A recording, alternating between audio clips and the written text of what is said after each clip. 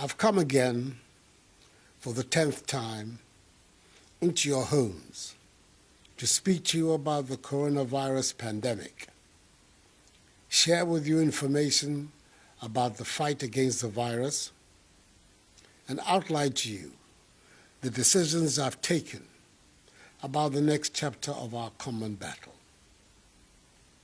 I thank each and every one of you for the collective and individual effort you have put in to help contain the spread of the disease on our shores. The great majority of us continue to adhere to the social distancing and enhanced hygiene protocols. We have, as a result, altered our way of life to accommodate these changes. And we continue to make sacrifices to speed up the process of bringing our lives safely back to a state of normalcy. We've demonstrated, not only to ourselves, but also to the entire world, that we're capable of charting our own path towards containing the spread of this disease. We must all be proud that we have become a reference point for others on how to combat it. In all of this, I say a special aiku to our heroic healthcare workers, our efficient teams of contact tracers and testers, our far-sighted scientists, our professional security personnel, and responsible members of our media, who've done a yeoman's job over the last 11 weeks in the fight.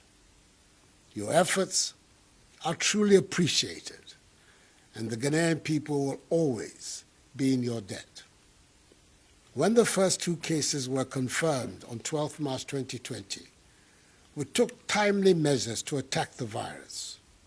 We decided that we would, 1, limit and stop the importation of the virus, 2, contain its spread, 3, provide adequate care for the sick, 4, limit the impact of the virus on social and economic life, and 5, use the opportunity afforded by the emergency to expand our domestic capability and deepen our self-reliance. To attain these objectives and respond to the clear evidence that large gatherings provide the most fertile grounds for the spread of the virus, on 15th March, 3 days later, under the Imposition of Restrictions Act 2020, Act 1012, I placed a ban on public gatherings and closed down all schools and universities. On 21st March, I closed all our borders by land, air, and sea. Subsequently, on 27th March, I placed restrictions on movement of persons in the Greater Accra metropolitan area, Tema, Kaswa, and the Greater Kumasi metropolitan area and contiguous districts for a period of 3 weeks. In view of the obvious economic difficulties that the tough measures brought, I also announced far-reaching reliefs to ease the economic and social burden on households and businesses. These included subsidies on utilities for all, tax reliefs and financial packages for businesses, and incentives for our frontline health workers. Fellow Ghanaians, as of today, Sunday, 31st of May, under these measures, we've conducted 218,425 tests. The number of positive cases stands at 8,070. 2,947 persons have recovered. 36 have sadly died. 13 persons are severely ill, with 3 critically ill, for which 1 is on a ventilator. And 5,087 are responding to treatment at home, isolation centers, and hospitals. Our hospitalization and death rates have been persistently very low, some of the lowest in Africa and in the world. The Ghanaian people are not dying of the virus in the hundreds and thousands that were earlier anticipated and that are being seen on a daily basis in some other countries. Indeed, we are witnessing a much milder manifestation of the virus in the country than was initially feared. And I dare say that it is the grace of God and the measures taken by government that have produced this result. Our ability to trace, test, and treat persons with the virus has improved considerably. We now have a large army of efficient contact tracers. We've expanded the number of testing facilities from 2 to 10 across the country, and we've increased appreciably the number of quarantine, isolation, and treatment centers. We've lessened our dependence on foreign imports and scaled up significantly domestic production and distribution of personal protective equipment to our healthcare workers, evidence in the provision of 4,440,690 gloves, 3,524,205 nose masks, 62,194 goggles, 109,829 liters of sanitizers, 85,995 head covers, 82,655 gowns, 53,517 medical scrubs, and 43,693 N95 face masks. As I've already said, everything that has been achieved so far would not have been possible without the strong cooperation of you, the Ghanaian people. I know at firsthand the devastating impact the measures employed to defeat the virus has had on our social, religious, cultural, and economic lives, as well as on our jobs and the education of our children. And yet, because of love of country, we have borne with them. I know, however, that we cannot live with these restrictions forever, and that it is imperative we find a safe way to return our lives to normality, as other nations across the globe are trying to do. This has informed the stakeholder consultations that have occurred over the last few weeks with entities in the health, labor, religious, chieftaincy, educational, hospitality, transport, sports, tourism, and creative arts sectors. These consultations have hinged on an analysis of the data gathered and the adoption of best practices and experiences of other countries that have attempted to move on in the wake of the pandemic. A consensus has emerged from these consultations that we should embark on a strategic, controlled, progressive, safe easing of restrictions to get our lives and economy back to normal. As I stated in my May Day address a month ago, I'm now in a position to outline the roadmap for easing safely the restrictions.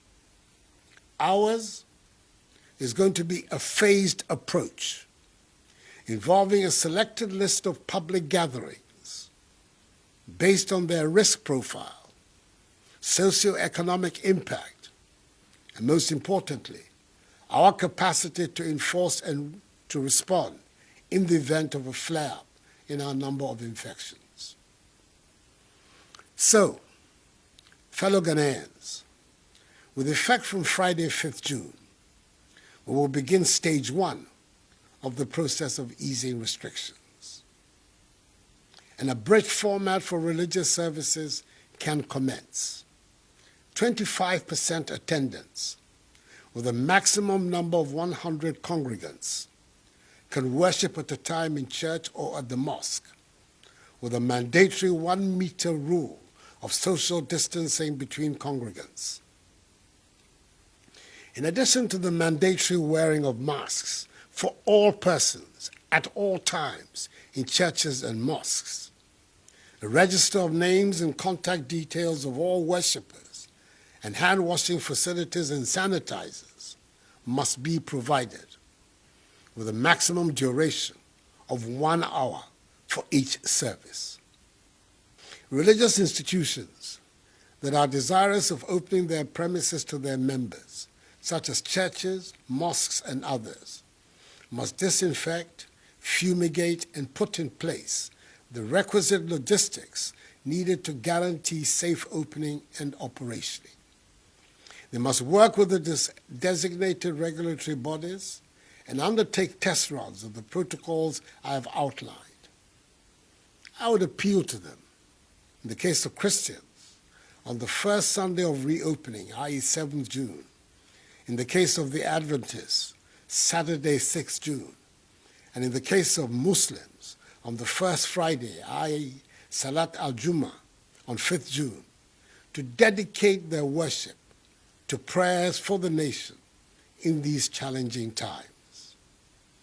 The Minister for Religious Affairs will tomorrow, Monday, 1st June, outline in detail the specific guidelines for the safe reopening of our churches and mosques. From Monday, 15th June, the decision has been taken after engagement with the teacher unions, whose cooperation I salute, to reopen schools and universities to allow for final year, junior high, senior high, and university students to resume classes ahead of the conduct of their respective exit examinations. Indeed, final year university students are to report to their universities on 15th June. Final year senior high school SHS3 students, together with SHS2 Go Track students, on 22nd June. And final year junior high school JHS3 students on 29th June. JHS3 classes will comprise a maximum of 30 students. SHS classes a maximum of 25 students. And university lectures will take place with half the class sizes. All final year students of educational and training institutions, which are being managed by ministries other than the Education Ministry, are to return to school on 15th June to complete their exit examinations. Again, prior to the opening of schools and universities, the Ministry of Education and the heads of public and private educational institutions will fumigate and disinfect their institutions. Each student, teacher, and non-teaching staff will be provided with reusable face masks by the Ministry of Education. With the avoidance of doubt, all other educational facilities, private and public, for non-final year students will remain closed. The Minister for Education in the coming days will outline in detail the specific guidelines for the safe reopening of our schools and universities. Private burials, now with a maximum of 100 persons, can continue to be performed. Restaurants providing seated services can operate under appropriate social distancing arrangements and hygiene protocols. Individual, non-contact sports can go ahead. Conferences, workshops, weddings, and political activities, except rallies, can now take place, but with limited numbers, not exceeding 100 persons present, with the appropriate social distancing and hygiene protocols. Marketplaces, workplaces, public transport, and constitutional and statutory bodies such as the Electoral Commission, the National Commission for Civic Education, and the National Identification Authority whose activities were exempted from the outset from these restrictions must conduct their activities in accordance with social distancing and the necessary hygiene and safety protocols. Whilst we step up public education of the protocols and public gatherings, let me also state that regulatory agencies will undertake random checks to ensure conformity with these rules, and the security services will be tasked to enforce them. Should any institution fail to adhere to these directives, its activities will be immediately prohibited and relevant sanctions applied. I have by executive instrument provided for these new directions and extended the suspension of the remaining public gatherings as set out in EI 64 15th March until 31st July. In here, I refer to the suspension of sporting events, nightclubs, cinemas, drinking spots, bars, beaches, festivals, funerals, political rallies, and large religious gatherings such as crusades, pilgrimages, and conventions. Our border by air, land, and sea remains closed until further notice for human traffic. However, given that there are Ghana residents stranded abroad, special dispensation is going to be given for their evacuation back to Ghana, where they will be subjected to the mandatory quarantine and safety protocols. Fellow Ghanaians, it is said that with greater freedom comes greater responsibility. The introduction of this phased opening up of our country means that each and every one of us must continue to remain vigilant and respect the enhanced hygiene and social distance protocols that have become part and parcel of our daily routine over the last 3 months. We cannot afford to let our guard down and ruin the successes we have chalked over this period. Yes, there exists a possibility of a potential surge in infections. As a precautionary measure, we've strengthened further our existing national, regional, and district response teams with the support of the security forces to step up to deal with any eventuality. Over recent weeks, we have learned from the cases at the fish processing plant in Tema and in the Obuasi municipality how to deal with such sudden spikes. We will continue to learn, review, and adjust where and when we need to do so. We will only proceed with this staggered opening up of our country when it is safe to do so. Fellow Ghanaians, now more than ever, we must adhere to enhanced personal hygiene and social distancing protocols. Wash our hands with soap under running water, refrain from shaking hands, and we'll wear our masks whenever we leave our homes. In the Ghanaian context, it has been established that the cases of comorbidity, i.e. underlying health conditions, that are associated with almost all the COVID-related deaths are mainly diabetes and hypertension.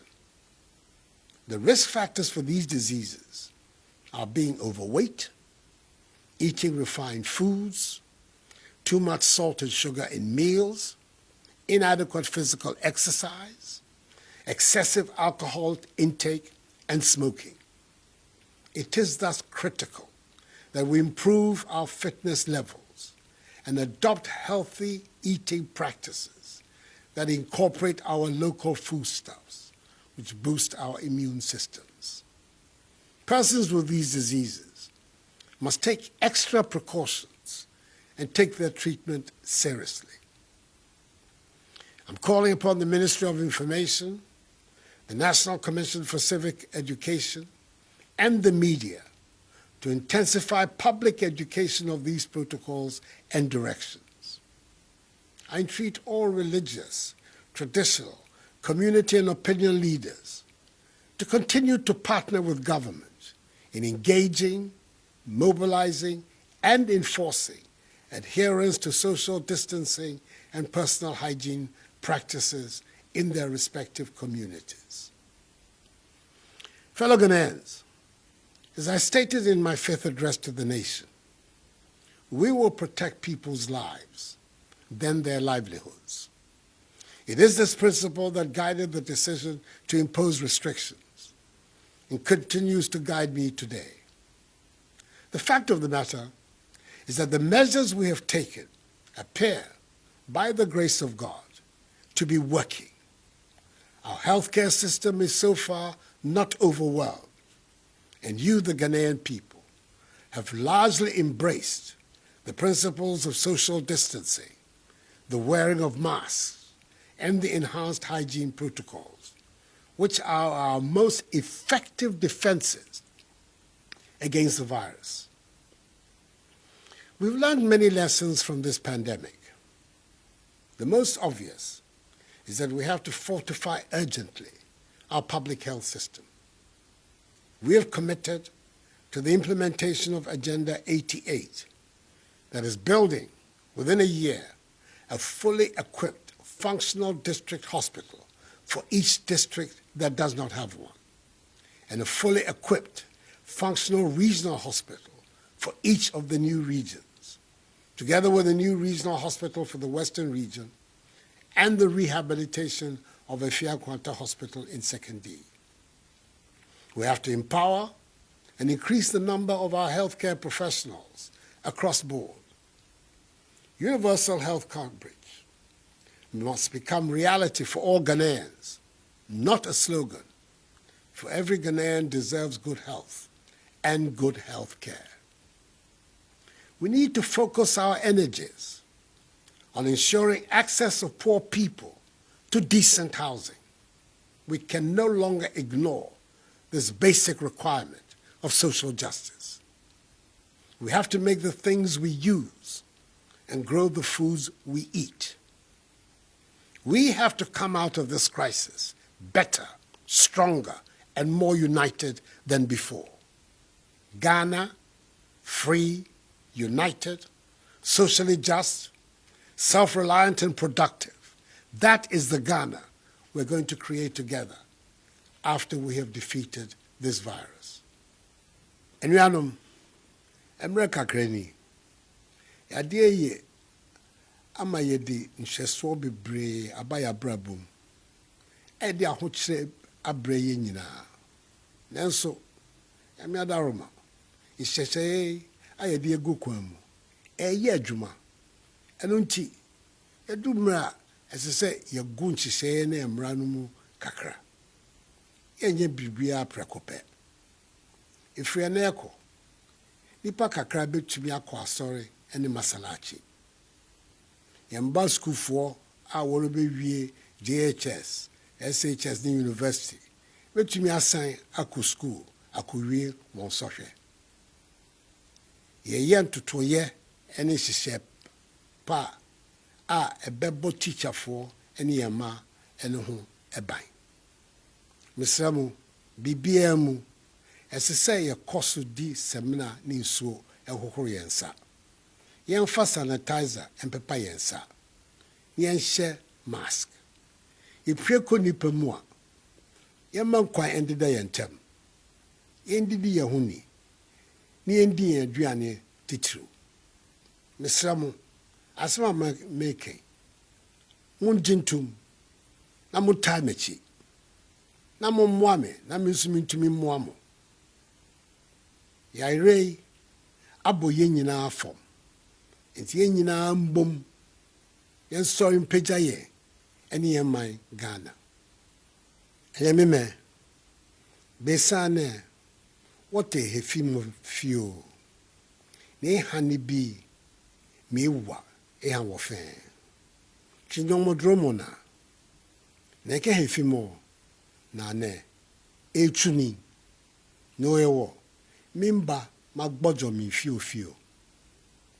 Agbene me fio banye amebo somo ke maslachi ya wabi New York JHS SHS ke university ni ameba gbena me banya meya ni ameya gbena mi togbejiano ko ni school bi ke ame ni choloe ni sane ko akaba isani waha be aka wote ni wo forwarding ni wo kwa sanitizer afi wode ni wo wo mask ni wo kwa wo he ojogba ni wo ye wo ma ni eni mi panye fai sane mi yo ne nye hia nye ye ni nye ba finse nye wa mi ni mi huma nye ma wanye ela ne wo fe wo gbeshi no nya wo fe wo fe kome ni wo hino ke wo ma Ghana. Fellow Ghanaians, ultimately the battle is the Lord's, and with faith in him we will emerge from this greater than before. We are one people.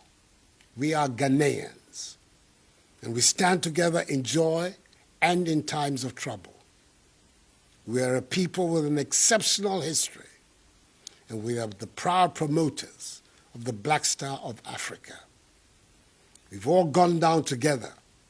We should all rise together. This too shall pass.